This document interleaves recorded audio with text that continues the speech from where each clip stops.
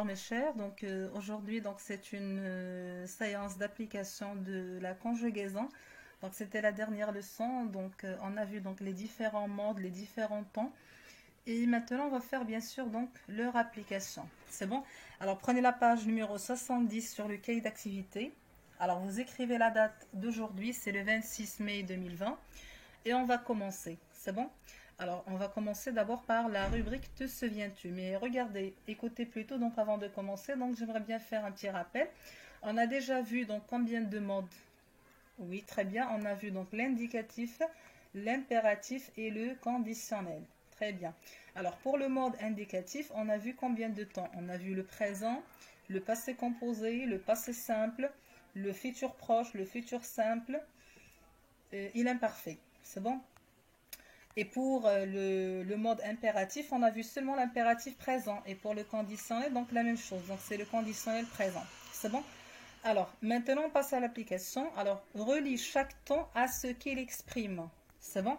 Alors, si je dis une vérité générale, écoutez, donc pour la vérité générale, normalement on peut même considérer le présent comme une vérité générale. Mais ici, donc j'ai relié donc le futur parce qu'on sait que c'est une vérité générale. Donc la différence entre le futur et le conditionnel, donc ce sont tous des temps de futur.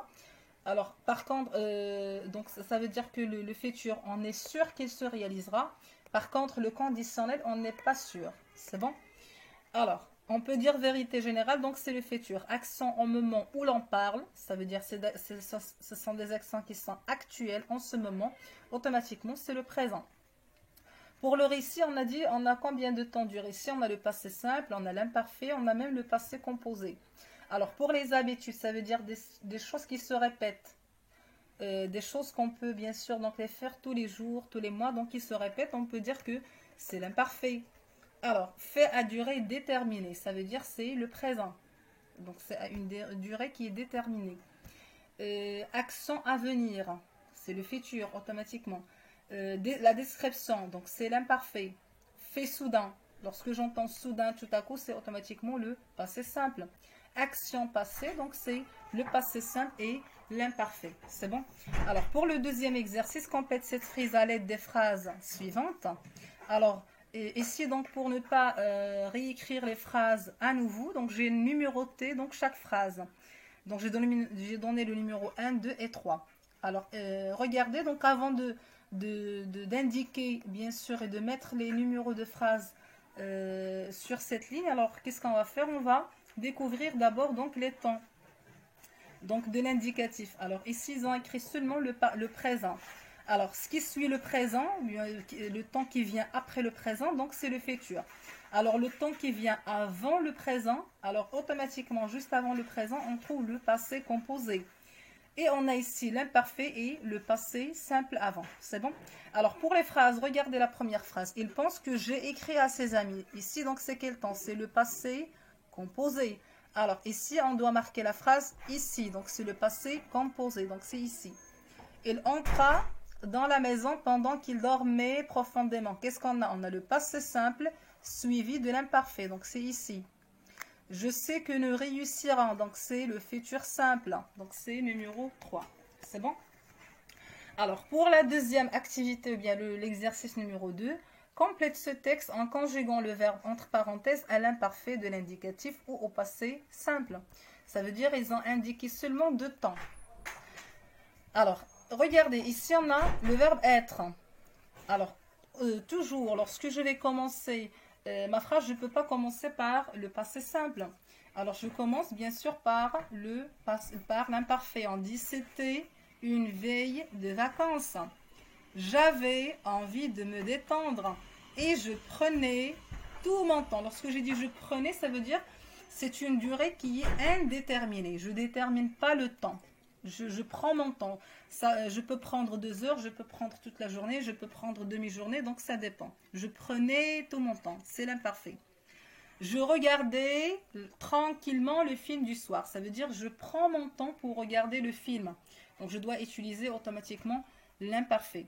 Quand tout à coup, alors automatiquement, lorsque vous voyez cette expression tout à coup, soudain, alors automatiquement vous devez mettre le passé simple parce que c'est un accent on peut dire qui vient souvent. Donc c'est tout à coup. C'est bon? Inattendu. C'est bon? Alors, j'entendis. J'entendis. Pourquoi? Parce que ici, donc, le verbe qui se termine par DRE. Alors, automatiquement, donc, les terminaisons, c'est IS. J'entendis de petits bruits étranges qui se transformèrent. Pourquoi? Parce que ici, c'est un verbe pronominal du premier groupe ER. Transformèrent. Pourquoi? Parce que c'est des petits bruits étranges. Rapidement, en chahut, la porte grinça. Pourquoi? Parce que le verbe grincer, donc la porte grinça. Les volets claquèrent. La télévision se mit à grésiller. Alors pourquoi ici donc j'ai mis le passé simple? Parce qu'il y a une succession d'événements. C'est bon? On a dit lorsqu'on a plusieurs événements qui se suivent et on a l'expression tout à coup, automatiquement on doit mettre le passé simple. Alors, je criais d'effroi. Alors ici, donc c'est une deuxième phrase, c'est une autre phrase.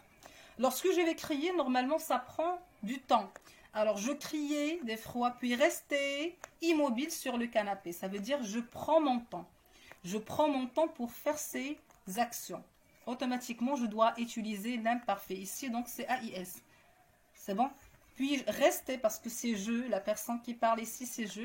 Immobile, ça veut dire je bouge pas. Sur le canapé, je ne comprenais rien. Ça veut dire ici, j'ai utilisé l'imparfait. C'est bon?